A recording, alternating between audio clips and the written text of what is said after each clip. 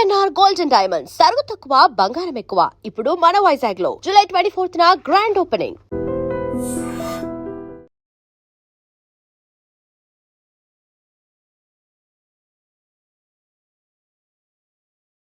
తెలంగాణలో అవినీతి తిమింగలాల వేటను ఏసీబీ మరింత ఉధృతం చేసింది. హైదరాబాద్ మహానగర అభివృద్ధి సంస్థ చీఫ్ ఇంజనీర్గా ఉన్న బచ్చు రవీందర్ ఇళ్లతో పాటు ఆయనకు సంబంధించిన పలు ప్రాంతాలపై ఏసీబీ అధికారులు మంగళవారం రోజు ఏకకాలంలో మెరుపుదాడులు చేశారు. ఆదాయానికి మించినటువంటి ఆస్తుల కేసులో కొంత సమాచారం అధికారులకు చేరేసరికి వెంటనే కొన్ని బృందాలు ఆయన ఆఫీసు, ఇళ్లలో, బంధువుల ఇళ్లలో సోదాలు జరిపినటువంటి పరిస్థితుంది. ఏసీబీ సిటీ రేంజ్ 1 బృందాల ఆధ్వర్యంలో మంగళవారం తెల్లవారుజాము నుంచే ఈ సోదాలు అనేవి ప్రారంభమయ్యాయి. హైదరాబాద్ నానక్రామ్గూడలోని అత్యంత విలాసవంతమైన సుమధుర ఆక్రోపోలిస్ అపార్ట్మెంట్లోని రవీందర్ నివాసంతో పాటు హైదరాబాద్ పరిసర ప్రాంతాల్లో కూడా ఆయన బంధువులు, సన్నిహితులకు సంబంధించి మొత్తం 12 ప్రాంతాల్లో ఒకేసారి అధికారులు రంగంలోకి దిగి తనిఖీలు చేసినటువంటి పరిస్థితుంది.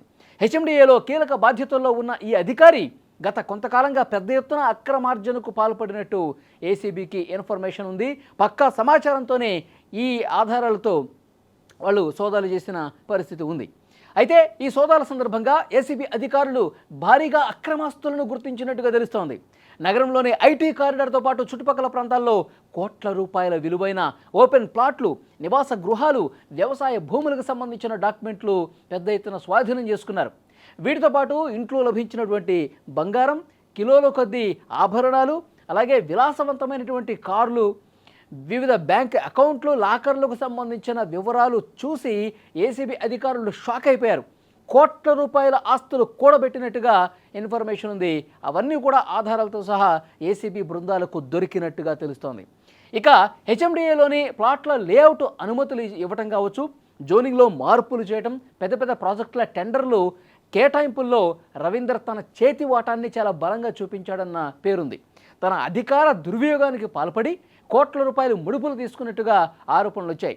ప్రభుత్వ రికార్డుల ప్రకారం ఆయనకున్న ఆదాయానికి, ప్రస్తుతం ఆయనకు వచ్చినటువంటి ఆయన దగ్గర ఉన్నటువంటి ఆస్తులకి, ఆ కార్లు కావచ్చు, బంగారం కావచ్చు, భూములు కావచ్చు, ఇవన్నీ చూసి ఆయన ఆస్తికి దీనికి ఎక్కడ పొంతన కుదరటంలా.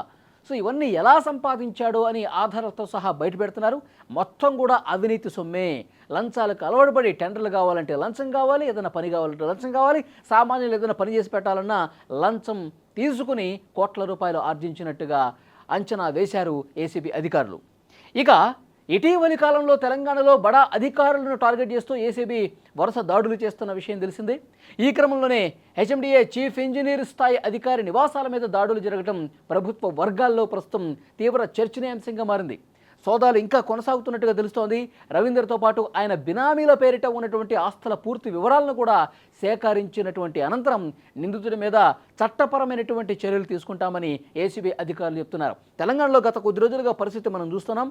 పెద్ద స్థాయిలో అవినీతి అధికారుల చిట్టాను కూపిలాగుతున్నారు.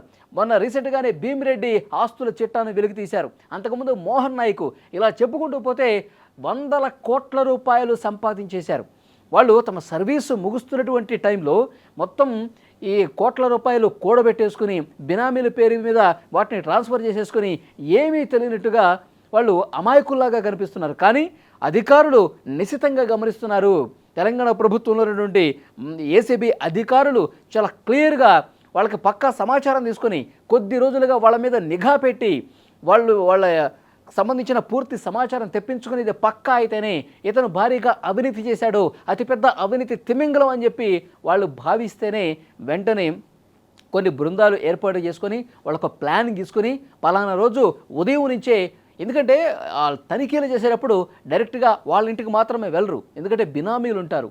ఎక్కడ పడితే ఇవన్నీ తనిఖీలు జరుగుతాయి, ప్రభుత్వ అధికారుల మీద ఏసీబీ కన్నుంటుందని వాళ్ళకు కూడా ఐడియా ఉంటుంది. కాబట్టి వాళ్ళు ట్రాన్స్ఫర్లు చేసేస్తూ ఉంటారు. ఎవరికో తెలియనటువంటి వాళ్ళకి, దూరపు చుట్టాలకి వాళ్ళు బినామీలుగా పెట్టేసుకుని ట్రాన్స్ఫర్ చేసేసే పరిస్థితి ఉంటుంది. భూములు కావచ్చు, డబ్బులు కావచ్చు, బ్యాంక్ అకౌంట్స్ కావచ్చు. సో వాటిని అట్లా నిగూఢంగా భద్రపరుస్తూ ఉంటారన్నమాట. సో వాటన్నింటికి సంబంధించిన ఇన్ఫర్మేషన్ తీసుకోవడానికి అధికారులకు కొంత సమయం పడుతుంది. సో నెల రోజులైనా 2 నెలలైనా పక్కా అనుకున్న తర్వాతే, పక్కా ఇన్ఫర్మేషన్ వాళ్ళకి వచ్చిన తర్వాతే ఎన్ని కోట్ల రూపాయలు ప్రజాధనం, ప్రభుత్వ ధనం దోచేశాడో ఆ ఇన్ఫర్మేషన్ తీసుకునే వెంటనే ఉదయం నుంచి 10 బృందాలు రంగంలోకి దిగి ఇక్కడ హైదరాబాద్తో పాటు వాళ్ళ సొంత గ్రామమైనటువంటి అక్కడ వాళ్ళ బంధువులు, తర్వాత ఇక్కడ ఆఫీసులో అన్ని చోట్ల కూడా ఏకకాలంలో సోదాలు చేసి కోట్ల రూపాయల అవినీతి చిట్టాను ఈరోజు వెలుగులోకి తీసుకొచ్చారు. ఈ మెరుపు దాడులతో, ఏసీబీ చేస్తున్నటువంటి ఈ తనిఖీలతో అవినీతి అధికారుల గుండెల్లో రైళ్లు పరిగెడుతున్నాయి.